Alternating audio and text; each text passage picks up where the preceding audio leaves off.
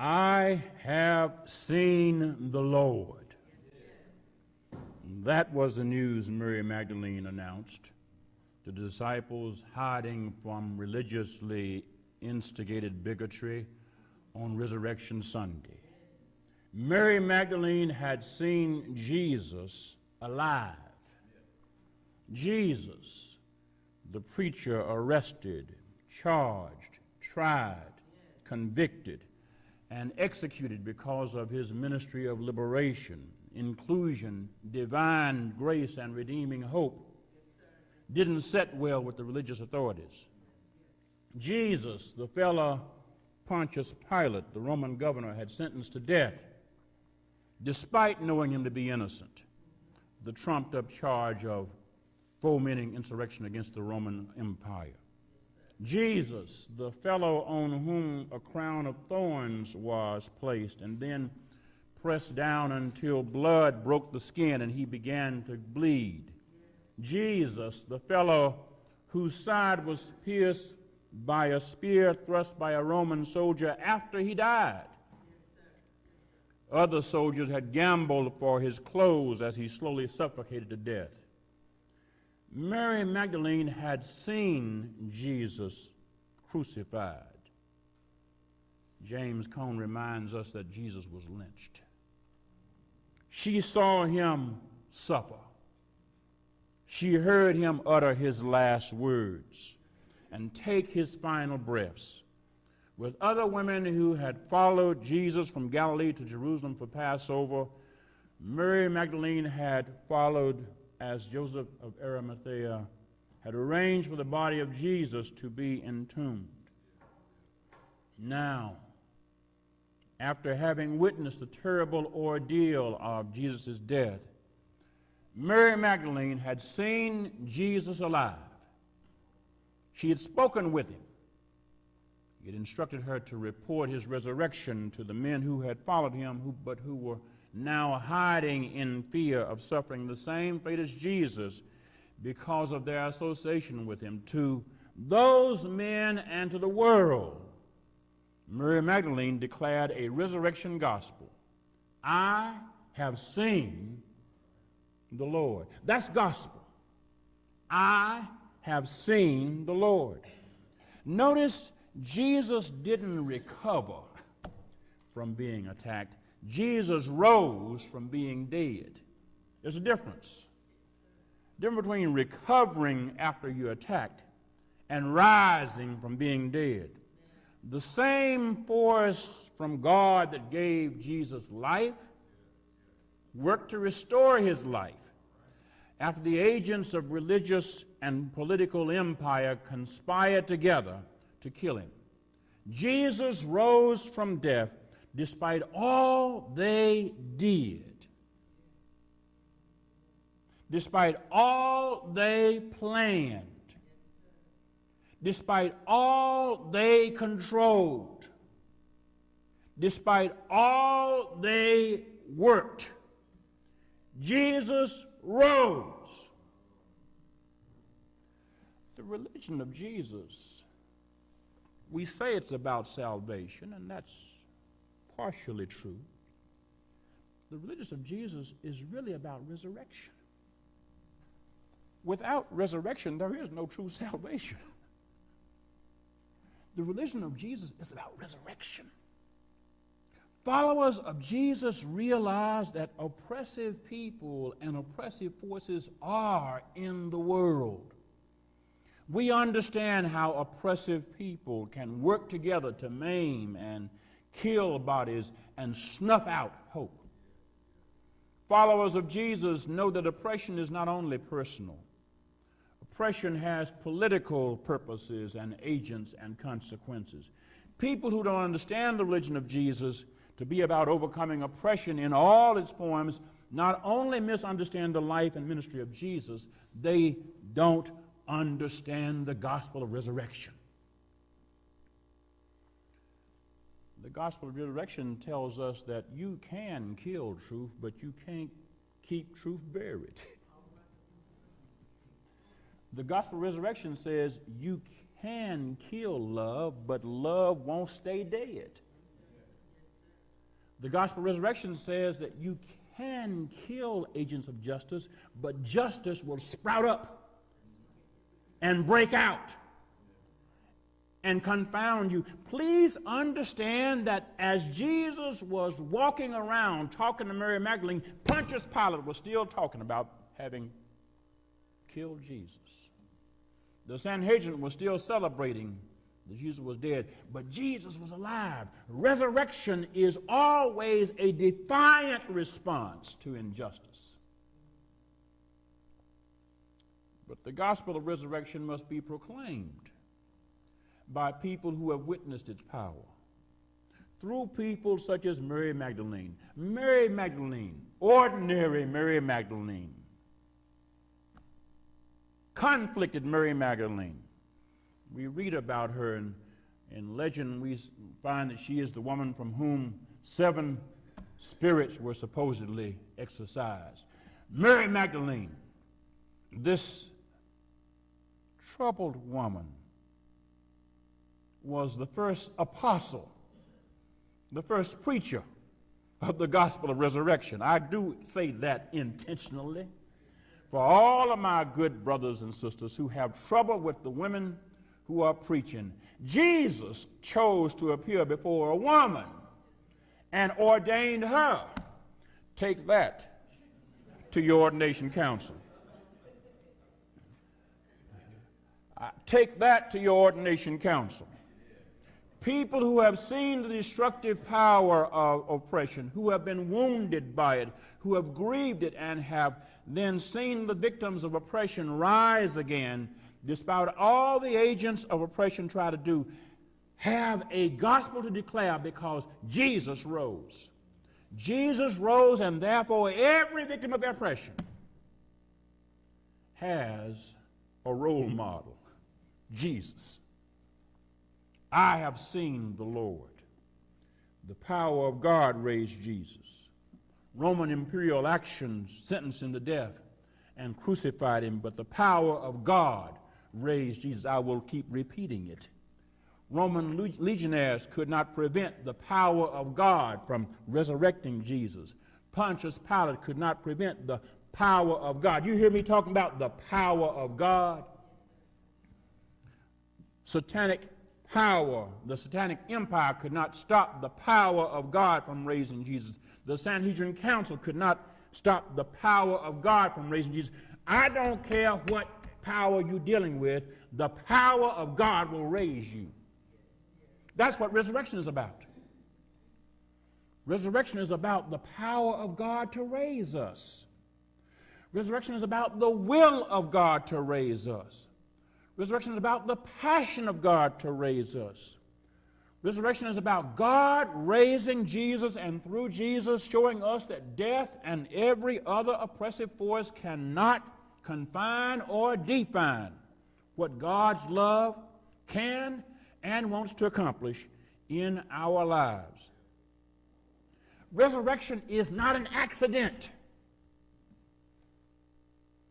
Resurrection is God's determined purpose in the world. Resurrection is God's defiant force in the face of injustice. During the Holy Saturday Seder, New Millennium celebrated with friends last evening, the first of our 4 cups was filled to the brim to symbolize complete happiness.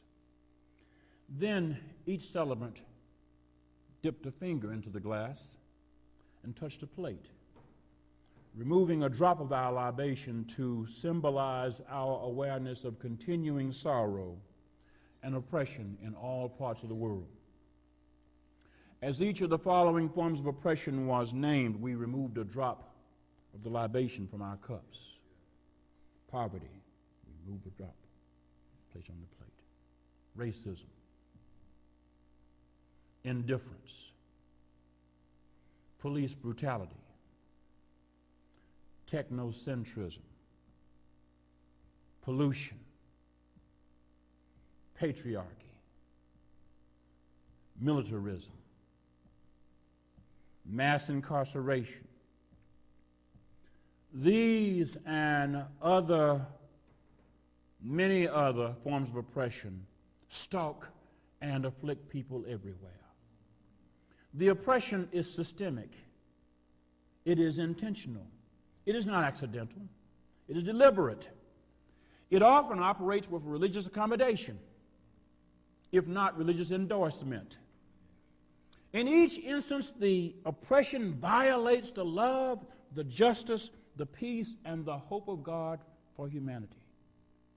And that is why the resurrection of Jesus is the most radical and revolutionary event in human history. It is bigger than the biggest nuclear bomb.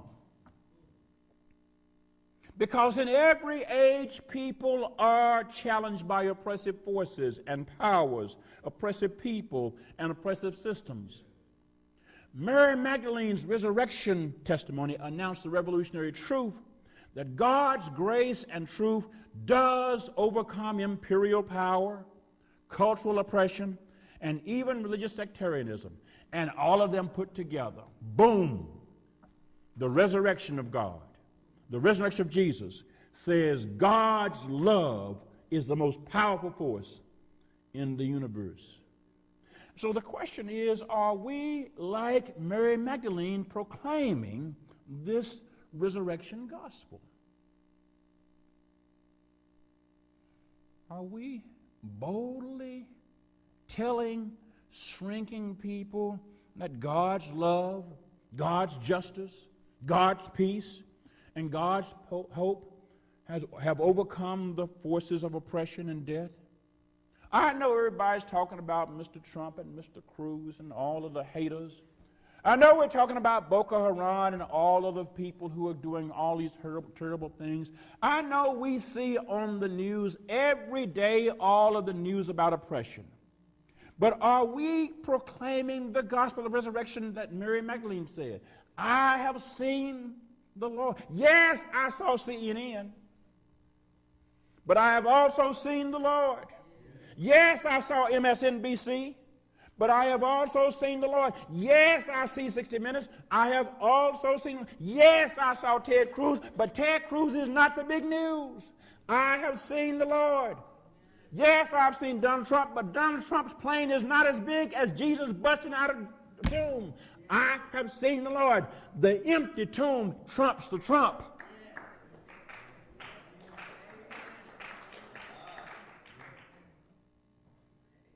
Are we shaking up and waking up sleeping souls? Are we disturbing souls that have been sedated by the drugs of oppression and accommodation, militarism and narcissism, commercialism and racism, sexism and classism, materialism and tribalism? Have we become hush-mouthed about what Mary Magdalene wouldn't quit talking about? She wouldn't quit telling people, I have seen the Lord. The resurrection gospel is controversial and to some minds incredible. Mary Magdalene and the other women who were the first apostles of resurrection were not believed at first. You understand, I always find it ironic, if not divinely sarcastic. God does have a sense of sarcasm. That the fellows who called themselves the apostles of Jesus were actually the second and third and fourth and fifth, they actually were further down the line bunch of resurrection. You recall, St. Paul says if we don't have a gospel of resurrection, we don't have anything to preach about. You remember, Paul said that. If there is no resurrection, all our preaching is in vain. And the first folks to say they had the gospel, also believed the gospel, and then proclaimed the gospel were the women, and the fellows wouldn't believe them. People who proclaim the resurrection gospel, like Mary Magdalene, can expect to be ignored. Don't be surprised if people pay more attention to Donald Trump than they do to agents of resurrection. You understand? Clowns always get more attention in the circus. The clowns always get more attention in the circus. It is always easier to believe in the power of oppression and death than in the power of resurrection and liberation and life. It is easier because there are so many more apostles of oppression and death than there are apostles of liberation, resurrection, and life. Messages of oppression and death constantly bombard us daily through the news media, even through religious news, government and official practices, commercial practices, and even our personal relationships. At every turn, we are forced to face and hear about the facts and the features of oppression and death. That's why the gospel of resurrection is so necessary. That's why the gospel of resurrection hope must be proclaimed. Jesus Christ is God's model for resurrection and liberation, and we who have the gospel of resurrection must not be quiet. Jesus proves that the power of life and love and liberation and hope is stronger than the power of death and hate and fear and oppression. The power of recovery is stronger than the power of addiction, resurrection. The power of liberation is stronger than the tyranny of incarceration, liberation. The power of justice is stronger than the politics of disenfranchisement and intimidation and oppression, resurrection. The power of faith is stronger than the power of fear, liberation, and resurrection. The power of divine hope and love is stronger than the power of hate and despair, resurrection. We have a resurrection gospel because Jesus rose. We have hope over despair because Jesus rose. And we will not stop working for justice even though we face overwhelming opposition because Jesus rose. Remember, Jesus didn't have a Roman Empire of soldiers. He still got up. He still got up. And no soldier could put him back. The entire Roman Empire has come and gone, but Jesus is still up. Because Jesus rose, we can carry on though our hearts are weighed down with sorrows. Because Jesus rose, we can press on after our setbacks. Because Jesus rose, we are not conquered by defeats. We know that being down does not mean that we are out. Jesus rose so we can overcome. Not that we shall overcome. We will overcome. We are overcoming. How did Paul put it in Romans 8? We are more than conquerors through him. Jesus rose, and we are one with God in Jesus. Jesus rose, so we say with St. Paul that nothing in creation can separate us from God's love. Not death, not life, not principalities, not angels, not powers, not angels in heaven, not demons in hell, not height nor depth, nor anything else in the entire creation. Jesus rose, and therefore we have the power to say we can resist, we can oppose, and we can overcome. Jesus rose. Jesus rose. Jesus rose. That's our gospel. Jesus rose. If you can't preach that, you don't have anything else to preach.